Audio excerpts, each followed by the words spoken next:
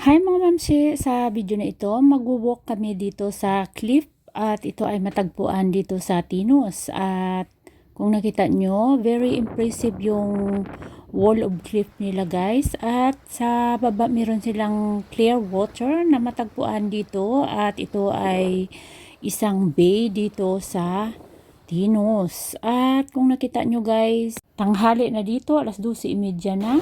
And guys, tabi-tabi lang. Grabe. Taas dito.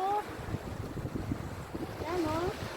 Napakaganda ng kanilang mga bato at medyo ingat lang kasi matulis yung mga bato dito. At ito ay isa sa mga sakop ng Greece Island at tanghali na ngayon at walang katao-tao dito. Nasulo namin ang bay na ito kaya mag-i-enjoy ka talaga pag nandito ka guys. Yan guys, grabe, sobrang taas. Napaganda dito at ayan ang kanilang bato.